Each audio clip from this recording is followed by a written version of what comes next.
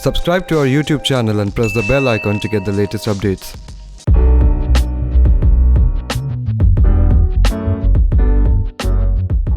Hello friends, I have a very special guest with me today. Please welcome Kenneth J. Cooper. Hello Ken. He is a Pulitzer Prize-winning journalist and has been a newspaper reporter and editor for nearly 3 decades. His area of specialization is government, politics and social policy, and he has worked for Washington Post, Boston Globe and many other publications also. Now he is a senior editor at US radio station. Kenneth has an India connection also. During 1990s, he was India correspondent of Washington Post, and very important thing about him is that he has also credited for starting the diversity debate in Indian media. Welcome, Ken. Can you please explain our viewers about your take on diversity in Indian media, how it all started? Thank you, and thanks for having me, Dilip. I arrived in Delhi in January of 1996 as the South Asia Bureau Chief of the Washington Post. And as part of my preparation to do that job, every morning I read 3, 4, 5, 6 Indian daily newspapers in English, of course. Mm-hmm. And after a few months, I started to have this uncanny feeling that even though the newspapers had different layouts and different names and the content wasn't different somewhat, that when I finished my reading in the morning, I felt like I'd read the same newspaper. It was like one continuous perspective. And at first I didn't know what was behind that. And as I was thinking about this and why these papers read so similar, one of the papers one day ran a short brief about this big about a caste conflict somewhere in India, a conflict between castes, a violent conflict. And that's when the light went on. That what's going on here is that these papers are covering India from an upper caste perspective. And it prompted a question in my mind, well, where then are the Dalit publications that represent and express their point of view? I asked my 2 office staff, my researcher and translator, my office manager, if both young 20-somethings, very bright Indians, and I should add also Brahmins, if they knew of any such publications. And they didn't. They were stumped. Then, not too long after, I was reading one of those Indian daily newspapers, and there was a columnist who was complaining bitterly about having been savaged in the pages of something called the Dalit Voice. And I went to my staff and says, that's what I'm talking about. I want to get me a subscription to the Dalit Voice. And they ran it down and got me a subscription, and I started reading it. And it led to me going down to Bangalore to meet with the editor of the Dalit Voice, B.T. Rajshekhar. And I interviewed him. I did an informal survey of Indian journalists I knew about who are the Dalit journalists who worked in the English language press. I think I came up with something like 3 names. And that's what I did the story for the Washington Post. But in the back of my mind, I was always thinking about the African American weekly newspapers. They were so important part of our African American history.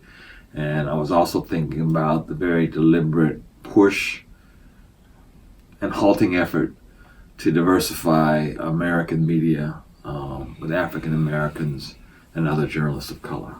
Mm-hmm. So lack of diversity was always there in Indian media. It's not new thing. Even Dr. B.R. Ambedkar, our constitution maker, has said that press is very hostile towards him and always vilify him. And even Kansiram has to publish his own newspaper, the best founder. So, but you see, it has never been a matter of subject matter of any academic scrutiny in India. And it required Kenneth Cooper to write the first report on this topic.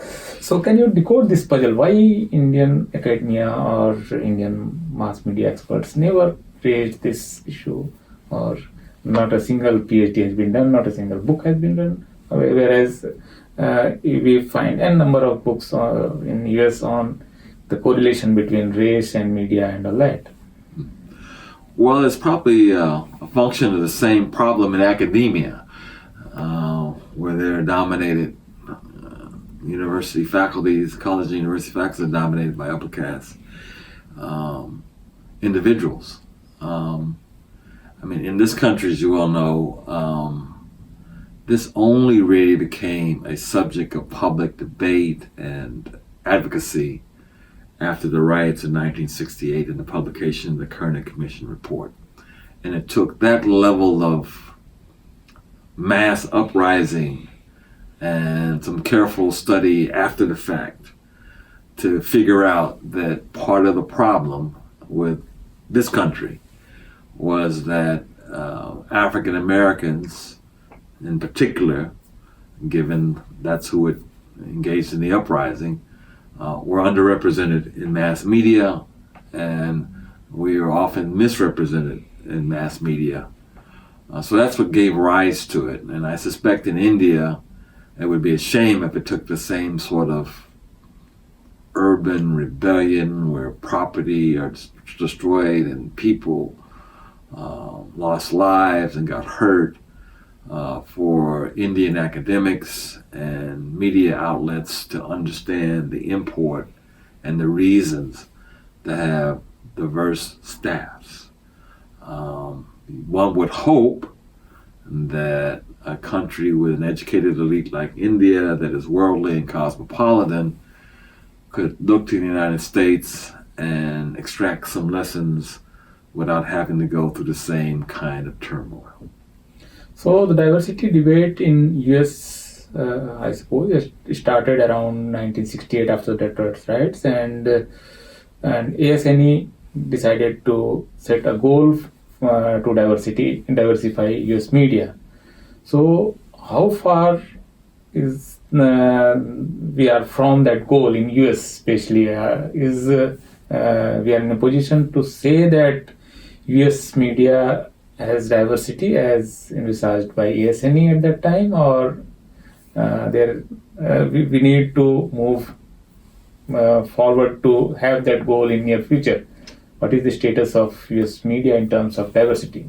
Yeah, well, the ASNE, which I think at that point was called the American Society of Newspaper Editors. I think the name has undergone a little revision to reflect the internet age. Of course, only refers to newspapers and principally daily newspapers.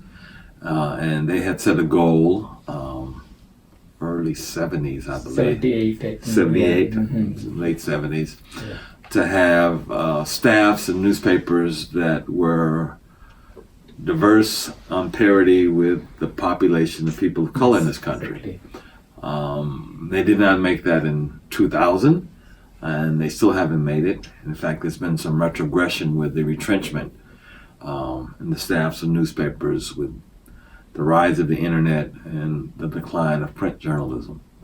We have made progress, though, and I'll give you a couple examples. Early in my career, when I was just starting out, one of our trade publications, one of our journalism reviews, published a double truck, the middle of the magazine with the two facing pages, that had little small pictures of African Americans at major newspapers in the country. And they did all of that in 2 pages. So you at least had that debate and that those goals were there. Yeah, but that's a slow start. Yes. And the other thing I would describe is the growth of the National Association of Black Journalists, which was founded, I believe, in 1975. The first time I went to one of their conventions in 1978 or 79, there were fewer than 100 people present. The next time I went in 1980, there were about more than 100, but less than 2. In 1984, they were 600, and we thought that was a lot. And these days, they're a 2,000 or 3,000 attendees at their annual convention. So there's been growth, Yes. but it is not proportionate. And I would also add that, at this point in history, Latinos or Hispanics are a larger percentage of the American population than African Americans. And their national association is much smaller. And they're much more underrepresented in the print media, and the numbers for the broadcast media aren't much different. Okay. So, can please explain to our viewers why it is important to have diversity in newsroom? Because at least in India, we don't ask this question for any other businesses or any other industry. We are asking this question pertaining to media only. So, why it is important to have diversity in media?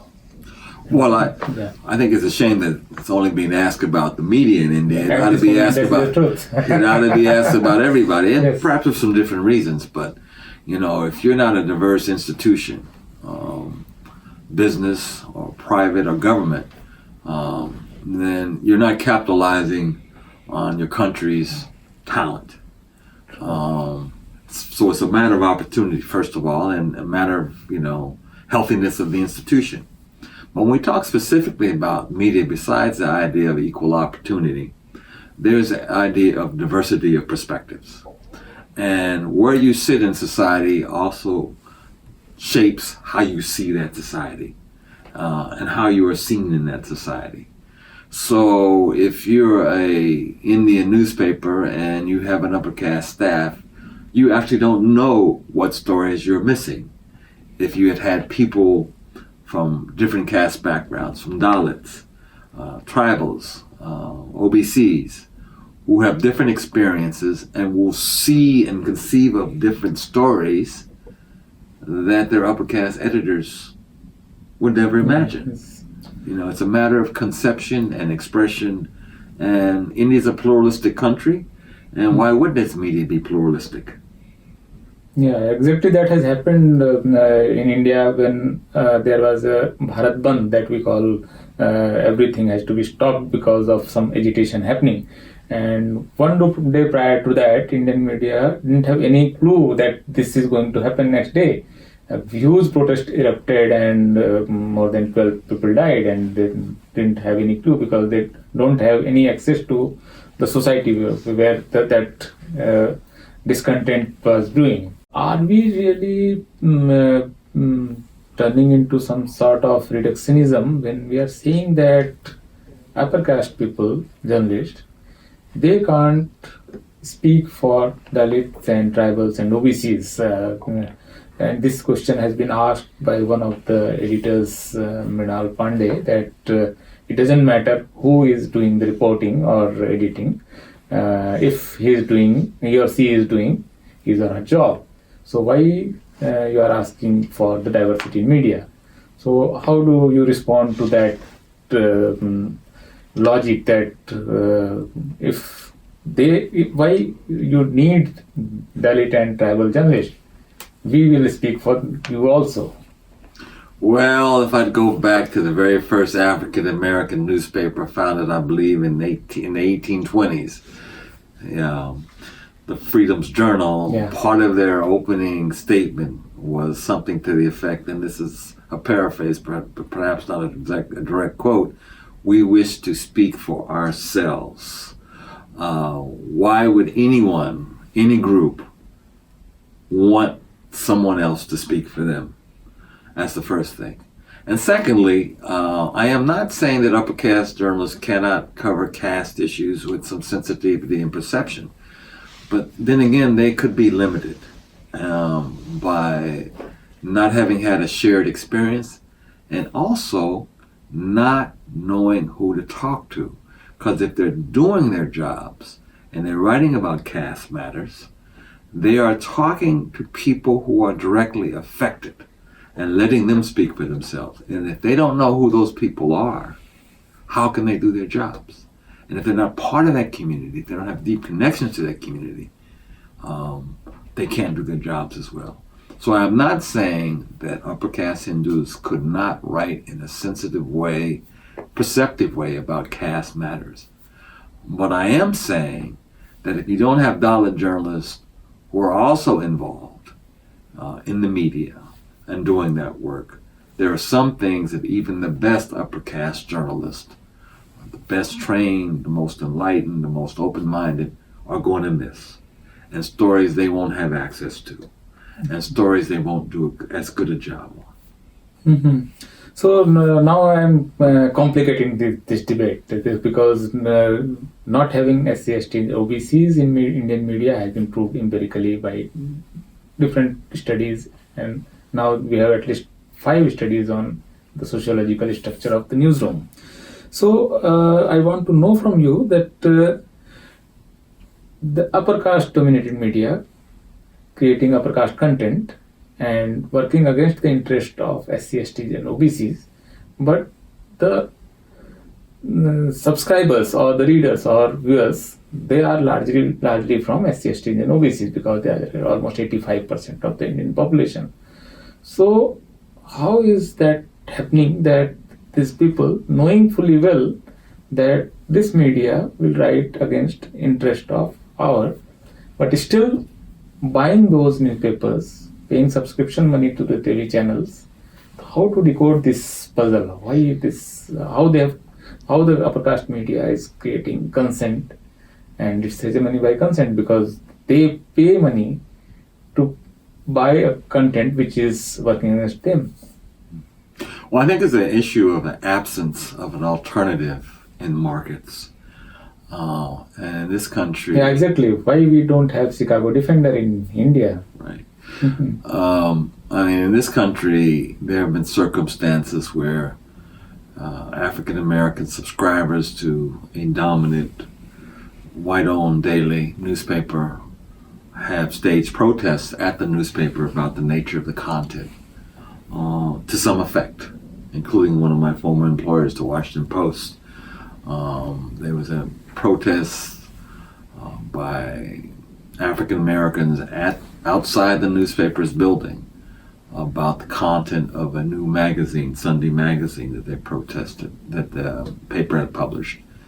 And the Washington Post made some changes based on its understanding of market realities, that if we don't change, we could lose subscribers. But I think if I might quote Frederick Douglass, power conceives nothing without a demand. Never has, never will. So there has to be a demand to provoke change. It's fine. So one logic, and there's a logic system, media owners and newspaper editors and television editors are saying that they hire journalists on the basis of their merit and talent, not on the basis of caste. So they are not casteist when they recruit. So, but this translates into domination of upper caste in the sphere of journalists. So, do you agree with this logic that there is no need to specifically put any diversity goal or something like that, and just to recruit on the basis of what they call merit, and if that creates upper caste dominated newsroom, they should not be blamed. So what is your take on this logic or logic system, what they are saying? Well, I would hope that the editors of those media in India would acquire a sense of history and understand how caste has shaped their country, not over centuries, but over millennia, and how that system has systematically excluded certain people from opportunity. And to use a phrase from this country, take affirmative action to diversify their ranks so that they would produce better newspapers with more pluralistic perspectives. If need be, grow their own. I mean, newspapers in this country, daily newspapers in the past have done things like one of my employers, the St. Louis Post-Dispatch. Every year they gave a scholarship to an African American who was headed to the University of Missouri School of Journalism. which was just 100 or so miles up the road. And that student every summer had an internship, a paid internship at the newspaper. And there was no guarantee they would be hired when they graduate, but most of them were. And so you can grow your own. You could collaborate with the Dalit journalists who exist to put on workshops and training workshops to interest young Dalit students in media careers and mentor and develop them. And in the end, these newspapers stand to benefit by having a broader range of content, having more vigorous internal debate about how to do and what to do. Newspapers are partly in the business to promote public conversation and public debate about matters of public interest. Why would you want to have a newspaper where there is no internal debate about something like this? It doesn't quite fit with what the traditions of the professions basically compel. Yeah, so you are asking for upper caste editors to be benevolent and also self-interested. It's Yeah. good for their newspapers. Yeah. It will be good for their newspapers. I dare say if you ask any media company, any newspaper company in this country, this has long ownership that goes back before the push for diversity and now, that they will tell you that their newspapers are better for the effort and could be better still. But with they are more thriving. They are upper caste dominated, but still they are thriving. Their business is growing. So why they should diversify their newsroom? Because they think that they are doing good business. There are big corporates there and with circulations of millions. So what is the need for them to be benevolent? After say 100 years ago, Ambedkar produced his first publication saying that there is no press for untouchables, and after 100 years the condition remains the same. And after you leaving India in 30 years, we again have a report produced by Oxfam saying that there is no SC/ST editor in India. So why they will change at all? Well, I'd again suggest that the editors of those newspapers in India draw another lesson from the United States and our newspapers. Just because business is good now does not mean it will be forever thus. And they have to look to the future, and they have to look at ways to expand their market and solidify their market. And if they limit their market, well, I could predict that business won't be always as good as it is now. Yes. You'll be happy to listen to my next sentence, Ken, that now we have a robust online Dalit media there, and there are YouTube channels, at least 10 YouTube channels with more than 500,000 subscribers, each of them, and the largest one has more than 4.3 million subscribers. So that space has allowed Dalits to have their own media, because that threshold, the amount of money they needed for having their newspapers and to have a YouTube channel, that threshold has now come down. The bar has now lowered. So that is happening, and I think there is some hope there, because that is the new media. We are now seeing that happening. And again, now I want to ask you a question, and that is pertaining to, I'm quoting Stuart Hall, and in his essay Encoding and Decoding, he argues that it also depends on the recipient of the message, how he takes the message. That decoding happens at that end also. So can you explain us what processes will happen in the mind of a Dalit reader when he reads a newspaper reporting against their interest? So how this process takes place, if you draw any thing from the US experience, how this happens, how this decoding? is actually happening? Well, the first thing I would say is that any reader, no matter that person's background, should engage their critical faculties when they're reading or watching or listening to any news reports in media. And part of that has to be an assessment of the perspective of the author of that, in this case, newspaper account. And I'd go back to my experience reading that short brief about a caste conflict in an Indian newspaper, and I'm wondering, well, this sounds like pretty significant. Why isn't this a bigger deal? Why isn't there more written about this? Why isn't there follow-up? And from that, I could conclude that the author must be, or the editors, or both. Somebody is constraining that coverage. So you have to read critically and receive media accounts critically, no matter who you are. And, Dalits and OBCs and tribals in India should start with the premise that most likely whoever wrote that in the newspaper, whoever edited it, whoever placed it where it was, wrote the headline, they were upper caste. And you have to sort of take that into account in how much you credit, accept what you read. One last question, Ken. Is there a way out?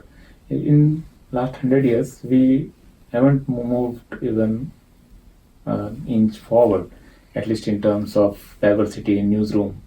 So is there hope? Are we going to move forward? Will there be a time when our newspapers, like the US newspapers, every year they audit their newsrooms in terms of diversity and publish their report, and that's a voluntary practice they are continuing since 1978? Or will there be a time when India has Bollywood diversity report like you have in US the Hollywood report, diversity report that Columbia University publishes? So is there any hope there, or we have to live with this situation for a longer time? Well, I would not say the situation is hopeless. I think as more Dalits are able to get educated and secure gainful, dignified employment, and become more literate consumers of news media, that they will state their protest. It's a lot easier than the old days when you had to literally write a letter to the editor. You can just shoot it off on your phone or a laptop or tablet. And besides individual protests of that nature, to make common cause with people who are similarly situated in the caste system, and make group or mass protest. On the other hand, I think it would serve, and I'm glad to hear about the growth of online media oriented to Dalits and controlled by Dalits, to support those institutions and support them not just with the eyeballs, but with financial patronage or advertising. It's been said that, the only person who's guaranteed a free press is somebody who owns one. And you can translate that into the media age. If you don't own the URL and provide the content, and then it's not free.